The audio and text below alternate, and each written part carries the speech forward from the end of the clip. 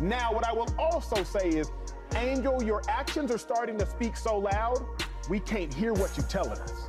Because what you told us, if we go back to March 31st, was simple. You said you think people just take it like we hate each other. And Caitlin Clark and I don't hate each other. I want everybody to understand that. That's what you told us. The problem is your actions vehemently disagree.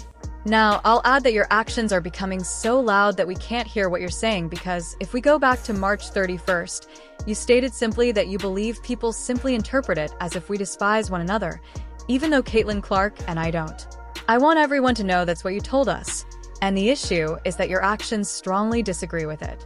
After a heated on-court altercation with her longtime rival Caitlin Clark, Angel Reese was reportedly losing it. The incident garnered a lot of attention because of their rivalry, and the physical nature of the play and the social media backlash that followed only made it worse. Played probably every team in the league, if not all but one or two teams. And the two flagrants aren't just on the same team. Yeah. They're on the same woman on the same team. Yeah. It's not coincidence unless you believe that it is. Tensions escalated during the Chicago Sky versus Indiana Fever WNBA game on June 16th, when Reese hard-failed Clark while he was attempting to stop a jumper. The game finished with the Fever winning 91-83, but everyone was watching the post-game reactions as Reese missed the ball completely and instead struck Clark in the head. Initially, officials labeled it a common foul, but after analyzing the play, they increased it to a flagrant one, igniting controversy. Rays minimized the hit by referring to it as a basketball play. It's a basketball play. I can't control the refs. They affected the game obviously a lot tonight, so. I think we went up really strong a lot of times and we didn't get a lot of calls. And going back and looking at the film, I've seen a lot of calls that weren't made. I guess some people got a special whistle. And Clark unexpectedly concurred, saying that situations like these are just a part of playing basketball. It's part of basketball. It is what it is. Just trying to make a play on the ball and get the block. But yeah, I mean, it happened. Both recent. Clark has a lengthy history, going all the way back to their collegiate years, when their rivalries frequently made news. The long-standing rivalry continued to drive the drama on the floor during this WNBA game, but the intensity didn't end there. Rays, who is well known for being outspoken, gave a quick and contemptuous interview shortly after the game. When asked about the foul and the match, she expressed her annoyance with the media and made fun of Clark by saying that her opponent received a special whistle, suggesting that the referees were calling Clark favorably. The definition of a flagrant foul is literally hitting somebody above the... That was not a special whistle. That was the correct whistle. When it's a basketball play, there's contact, it's a foul. When the contact comes to the head, it is a flagrant, it's upgraded. So that was not a special whistle, sis. That was a correct whistle. Fans started examining previous games to find instances where Clark might have gotten away with making good calls once social media users learned about Reese's unique whistle comment. And here's where I'm going where the rivalry kicks in. Angel Reese, the reason why, obviously, the whole Caitlin Clark Angel Reese thing happened was because when they met in the NCAA tournament in 2023, when Angel Reese was doing all of this, because Caitlin Clark had been doing that to her opponents when she got the best of them. So Angel Reese and LSU got the best of her, and that's what she did unapologetically, okay? And Angel Reese is gonna talk that talk. And so because she's going to talk that talk, and because she's a conscientious observer, she's going to speak her mind, and she's going to be unapologetic in doing so. That is where you see her in the shine, and the throwing in stuff about her with Caitlin Clark really comes in the focus. If it's purely about their games are on two different ends of the spectrum. That's not the rivalry. You're the player. Some analysts claim that the fierce rivalry between Angel Reese and Caitlin Clark is a forced one, but despite their on-court rivalry, they have unquestionably become two of the biggest names driving the skyrocketing interest in women's basketball. The moment Reese fouled Clark went viral almost immediately, igniting a heated debate among fans about whether the foul was excessive or just a part of the game. Some called for Reese to be suspended, arguing that the hit appeared to be intentional. In fact, this wasn't the first time the Chicago Sky players got into trouble over fouls. Earlier in their first game together, Carter delivered a cheap shot to Clark during an inbound play, earning the team's first flagrant foul. The rising animosity between these teams was exacerbated by Reese's hit, which was the second. A lot what Shanae said. I think the thing is, I believe, Miss Carter, you can play hard without playing cheap. Now, if you want to say, well, she threw a elbow or a punch at my head, if you wanted to hip check her and you're trying to block her out for a rebound, I don't think we're having the discussion. Shanae, Monica, I don't think we're having that discussion. But because she was standing there and you go up and you do that, now all eyes are on you. Plus the fact, if people look at your resume, is who you are. You're a top 5 pick, and within inside of a year, you're kicked off a team. You go to another team, and within that situation, all that happens. And yeah, of course, it's the same thing. Stephen A. Put Stephen A. up on the screen for a second. Even while Reese has stated in the past that she and Clark don't detest one another, her behavior on the court is leading some to question whether this rivalry is more complex than it first appears. Many are debating whether Reese truly meant to state that she doesn't hate Clark, but rather that she is just competitive. You said you think people just take it like we hate each other. And Caitlin Clark and I don't hate each other. I want everybody to understand that. That's what you told us. The problem is your actions vehemently disagree. Because on June 1st, after Kennedy Carter cheap shots Caitlin Clark, you get up and you celebrate the cheap shot of Caitlin Clark. And then you proceed to hug your teammate who just cheap shotted her. Then fast forward 2 days later, you say, I'll take on the bad guy role. Then fast forward 2 weeks later, you wear Joker's shoes. Now, for those that don't know, Joker is obviously a notable villain character in one of the most famous stories that we all like to celebrate in Batman. And then yesterday, you get a flagrant foul by hitting Caitlin Clark in the head. It was a basketball play, family, but what I want is simply for Angel and those that are a little bit ignorant to what has been going on to understand that Angel's actions are starting to speak so loud we cannot hear what is being said. For those that are unfamiliar, let me tell you all, there have been 540 minutes of Chicago Sky basketball. Pay attention to this detail. 540 minutes of Chicago Sky basketball, of which Caitlin Clark has played 74 minutes against the Sky. The Sky only have 2 flagrant fouls all season. Y'all want to know who the 2 flagrant fouls are on? Caitlin Clark. For those who are not familiar, let me tell you that there have been 540 minutes of Chicago Sky basketball. Of those 540 minutes, Caitlin Clark has played 74 minutes against the Sky, and the Sky has only had 2 egregious fouls. In the mind, it was a basketball play, family, but what I want is for Angel and those who are somewhat unaware of what has been happening to realize that Angel's actions are beginning to speak so loudly that we cannot hear what is being said. The WNBA suspended Angel Reese for the 2 flagrant fouls on Caitlin Clark following the game, and her response was anything but subdued. In addition to the suspension, the league fined her $1,000 for skipping post-game media duties following a close 71-70 loss, which put a slight dent in her $73 for $39 salary, which is bolstered by endorsement deals. The Chicago Sky also received a $5,000 punishment for breaking league regulations, but she continues to argue that she hasn't been handled properly despite the fact that many people believe that she was entirely to blame from the start. Gotten on her about what she just said. Because I would have been like, how naive can you be? But she is young. She's only 22. And the reality is the scrutiny that she's been subjected to is inexcusable. It's egregious. It's disgusting. It's wrong.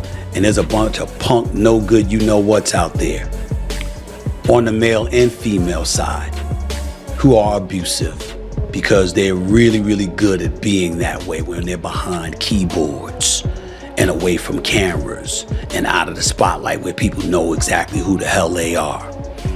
The only reason that I brought up the first part about Angel Reese is this. Caitlin Clark is box office. She is a star. And Angel Reese is to be completely believed that there's no hate. They both get along. They're cool with each other. They're high-end competitors, etc., etc. But you've known they were coming for you when you were waving your hands in your face to mock Caitlin Clark when you were beating her for the national championship. And you also are old enough to know that in this society, whether they want to admit it or not, they don't like seeing somebody black coming at somebody white who is a beloved star of theirs. That's not the case with all. It's not the case with most. But those who screech the loudest get the most attention sometimes. And that's what the worst of cynics and critics do. And so you knew they were going to come for you. You had to know that.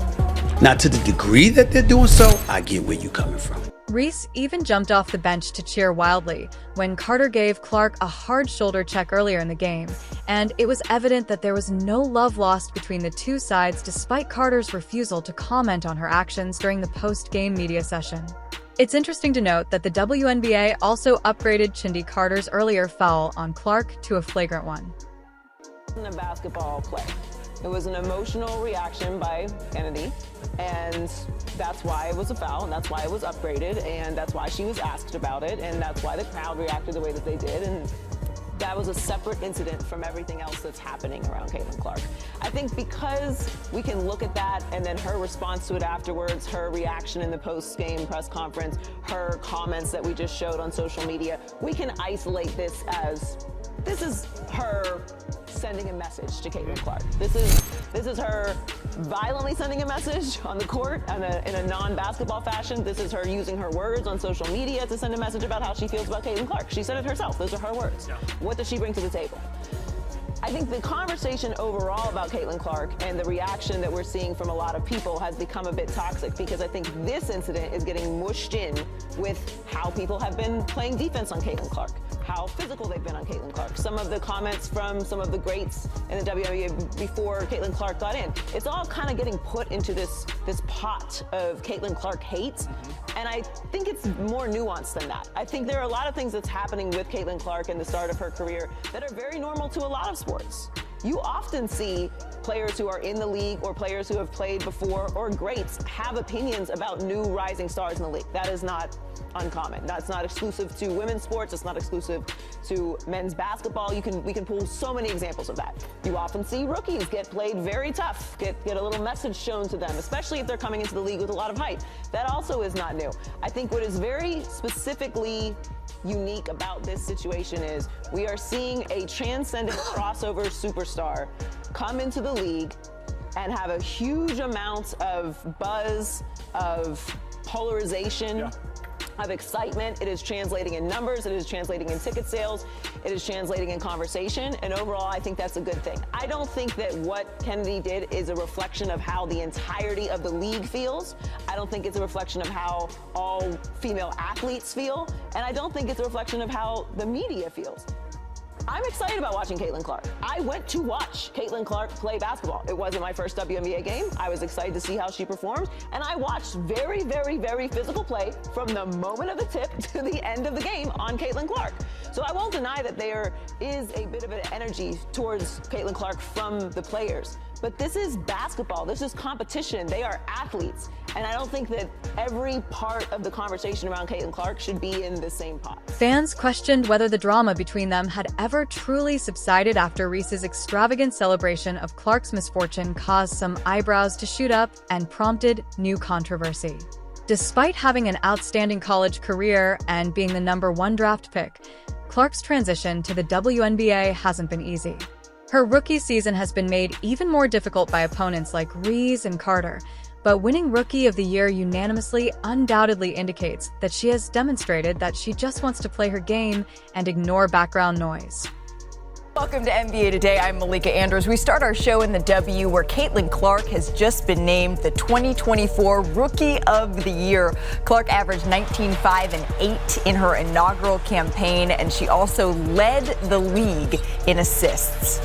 Clark's rookie season, it was historic. She had the most points in a rookie campaign, the most assists in any season ever, and she even messed around and got a pair of triple-doubles, something no other rookie has ever done. When a season is that special, we need a Hall of Famer to break it down. Rebecca Lobo is joining us now. Rebecca, can you just help us contextualize how impressive Caitlin Clark's rookie season was?